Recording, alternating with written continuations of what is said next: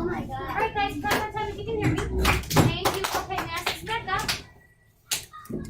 Thank you. Glad you were enjoying your snack. Let's transition. So the last time we were together, we actually did kind of that 1 week ICT lesson, and it was perfect timing if I remember correctly. Based upon, I love that 2 of you are putting up your hand. Just give me a minute, okay? Something that you guys had just done in the classroom, and it was about a holiday that we celebrated last week. It was a biography. Anyone want to remind me before we go into this week? Yeah, bro. What was it?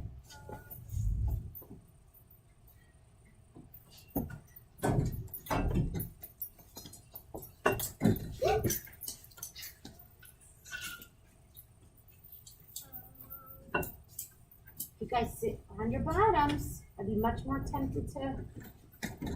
Let's give Rick a moment. I know she knows. What was the name of that biography, or who was it about?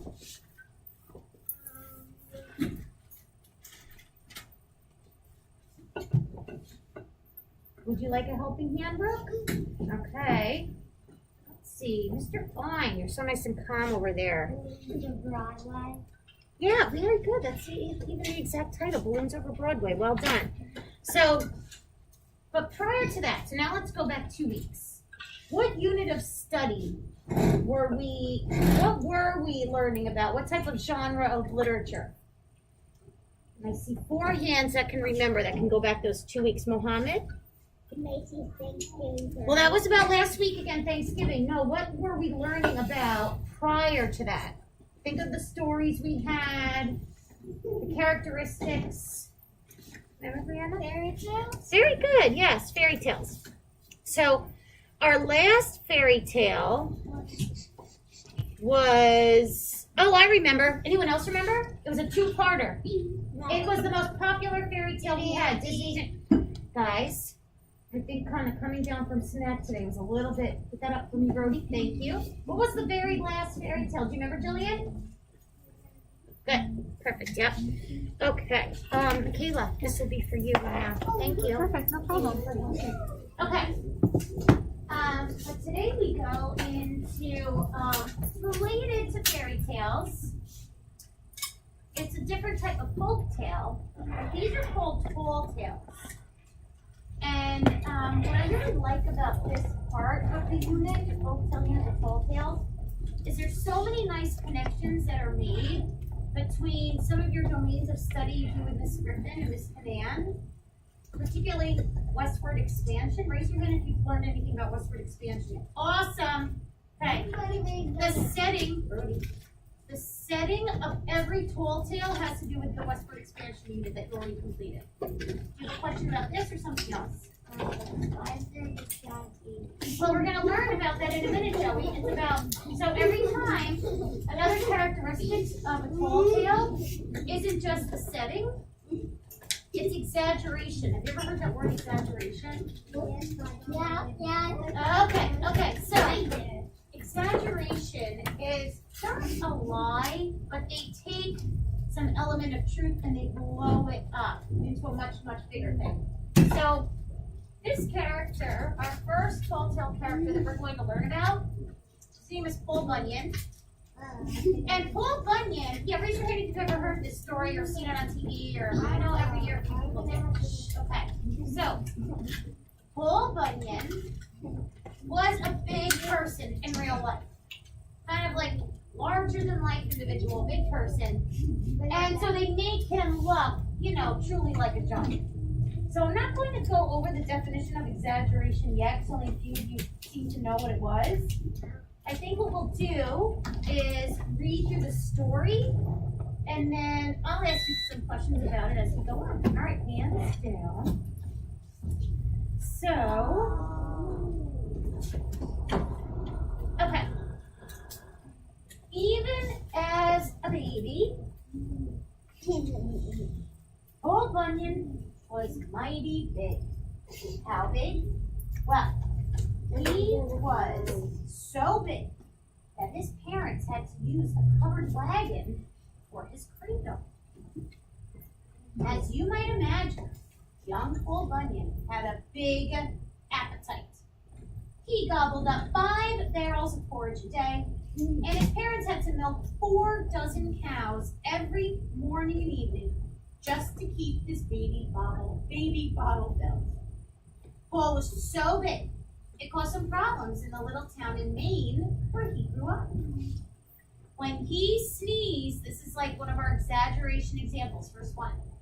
When he sneezed too, he blew the birds from Maine all the way to California. When he snored, the neighbors ran out of their houses hollering, "Earthquake, earthquake." They couldn't believe it. I'll show you guys. Yeah. Okay. So I'm so glad a lot of the rooms don't have these anymore.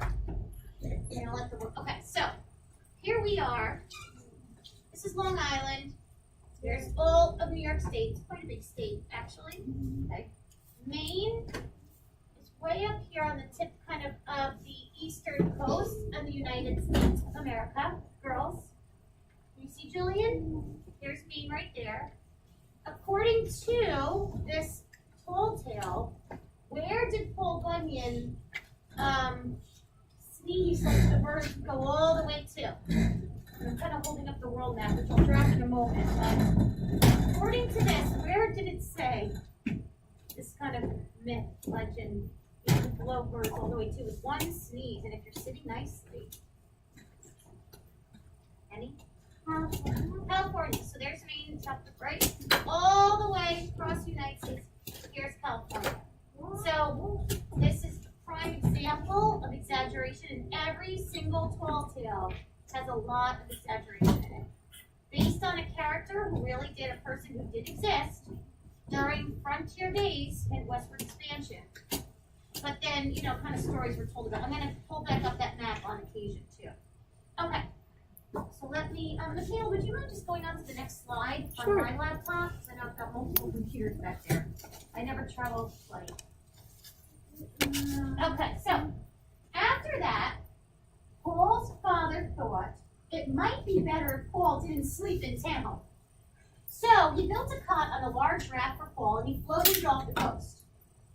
Paul slept on the raft for a few nights, but the floating cot didn't work. When Paul turned over in his sleep, he created gigantic waves that knocked down houses all along the East Coast. Eventually, Paul's father decided that the East Coast was just too small for Paul Bunyan. The only sensible thing to do was to move out west. So the Bunyan family moved to Minnesota. Okay, now Minnesota is really in the Midwestern part of the United States. In those days, Minnesota was full of logging camps, sawmills, and lumberjacks. Americans moved west because why? What did you learn in westward expansion with Miss Canan? What were they doing out there? Only one person remembers what Miss Canan said they were doing out there? Whew. All right, there's 2, 3, 4, 5. Landon, tell me one thing about westward expansion.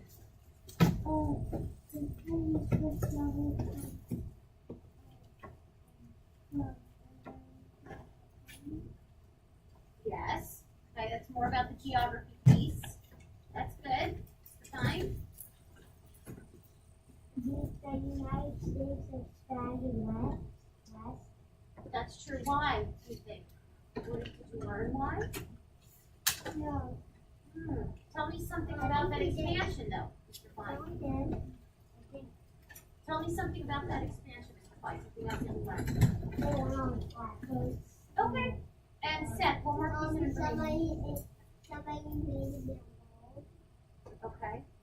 Well, they were moving west to build the country. They had to cut down a lot of trees to make their homes, not to mention their schools, churches, boats, and furniture. So let's go back to this one again. All right, we saw Maine, we saw California. Raise your hand if you see Minnesota. The right told you it's in the Midwestern part. I love those that are sitting nice. What color is it, Matthew?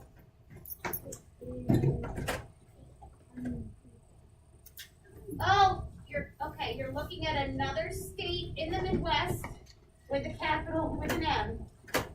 If you're looking at Missouri, but we're looking for Minnesota, and I'll give you a hint, it's also further north. What color is it? Yes, Tegan.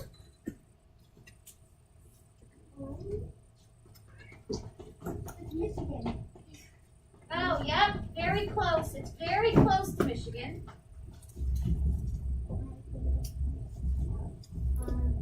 Yes. Here's Minnesota. And in a minute, you're going to hear about what Minnesota, kind of like its like slogan. Like here in New York, it's the Empire State. You're going to hear a little bit about Minnesota's slogan in a moment. Okay. Michaela, would you mind bringing that lead again? Sure. When he grew up, Paul Bunyan went to work as a lumberjack. And what a lumberjack! Oh, we went too far. I think so now. Yes, we did. Oh, there we One more. go. Oh, It is 5-3. The next one. Oh, it's blank for some reason, huh? Okay, well, it's okay. I got the story. What a lumberjack he proved to be. What is a lumberjack? I know you guys learned that term. Michael? Is somebody who cuts what? What? Plants. Yeah. But more specifically, what do they cut? Yeah, they do. To build all these schools and churches and houses, a lumberjack cuts with them. He made himself a giant axe with a handle carved out of a full-grown hickory tree. He could bring down a giant tree with a single swing of his axe. As the tree tipped over, he would yell, "Timber!" So all the other lumberjacks had to get out of the way. Everyone looked up to Paul Bunyan, way up. The lumberjacks were full of admiration for him. If they're full of admiration for him, that means they think very highly of him. He was someone that a lot of people went to for advice or thought he was super cool, the best lumberjack there was. The bosses were grateful for the amazing amount of work he could do in a day. Paul had a big heart too, but one thing he always wished for was a true friend. There simply wasn't anyone else his size who could be his friend. That all changed during the winter of the big blue snow. It was called the winter of the big blue snow because it was so cold that everyone shivered and turned blue. Even the snow shivered and turned blue. One day, as Paul made his way through the blue snow drifts, he heard a muffled whimper. What do you think he heard? Raise your hand. As he's going through this. What's the whimper? I love the way he is sitting. Yes. A bird.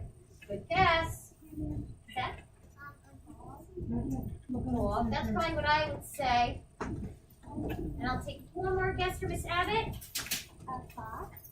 Ooh, that's a really good guess because we often hear of the Arctic fox in the snow, and I like that guess. Well, that he followed the noise until he saw two big blue furry things. Furry things. Two big blue furry things sticking up out of the snow. He reached down and he gave a pull. All right, Michaela, let's see if this one comes up. That would be helpful.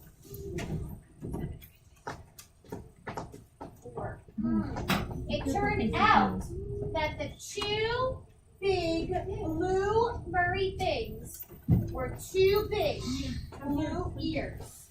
And connected to the two big blue ears was a giant blue baby ox. Pretty sure you know what an ox is. And you should. In first grade, we had a fable with an ox. How would you kind of describe an ox, Bruce? Big, yes. That's an adjective that we already heard. Well, what kind of animal do they look like? Oh, yeah, sure. I like that. Okay. Okay. I am going to, let me ask you guys a question, and let me take a volunteer by raising hand, not calling out today. I know we're in that kind of a mood. My question is, I already see some hands up. My question is this. I might pause and not disseminate kind of our graphic organizer and finish the story for now, looking at timing, book exchange, and something with the pictures. So I have a question for you guys. Raise your hand if you have somewhere in your desk, like paper you could pull out to do an illustration. I would ask you to do a prediction around this. Do you have any kind of blank paper or line paper in your desk you could draw? Raise your hand if you have something. Your journal, you have that book. Perfect. Okay, great. So please take out your journal and a pencil and look at me. Aubrey, I didn't say chat with Jillian. I just said take out your notebook and a pencil and look at me, please. Steph is ready. Thank you, Steph. So fast. Quite the student. I love it. Landon is ready. Cameron is ready. Anna's ready. Penny's ready. Matthew's ready. Ethan, are you ready? It looks like you have the materials, but you're just looking the wrong way. Okay. So, I just thought of something because of time, but also a cool thing about the picture not working correctly is we have no idea what their version of the big blue ox, the two fluffy ears, looks like, do we? We don't know. So what I want you guys to do is to find your next blank page in your journal. Use pencil first to kind of outline what you think this big blue creature looks like. And also how big is Paul Bunyan now? We don't know that either, it didn't come up. Use your brain's picture to draw that. And then when you're done kind of doing an outline of what you think this big blue ox and what Paul Bunyan looks like, you may take out some of your crayons and add a little color to it as well. Now, while you're working on that, Miss Michaela is going to come around and kind of just tap you one at a time quietly to go to the back to select your book. Then we have sanitizer on the cart for you. You may take your book home today. Are there any questions for me before I let you kind of quietly work on your task? Question for me. Raise your hand if you have a question for me. Yes, Mandy. You are allowed to take the books home starting this week. I know. So, yes, you are allowed to. We only had one person in the building whose family did not want to take the book home. There's nobody in this room. So everybody in here, if you want to, may take your book home. Okay? Any other questions on your job, since this is a plan B? This didn't quite work. Okay, great. I think you can quietly begin your outline, and hopefully we'll share some creative predictions on our illustrations soon.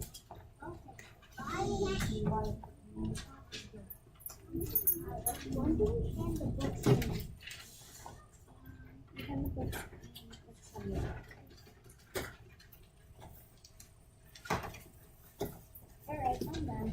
What's it off?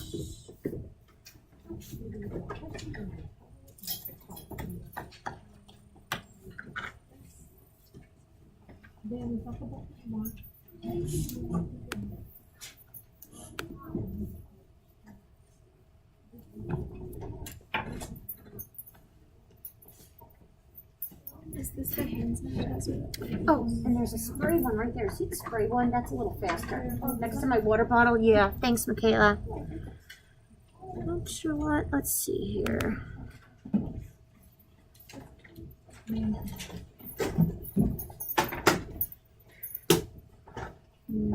That's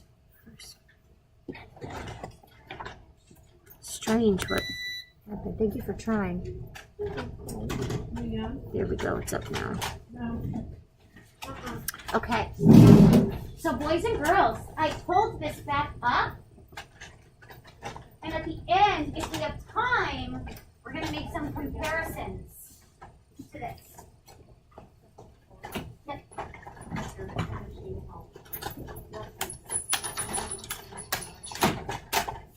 So I pulled this up, and if we have time, we'll compare.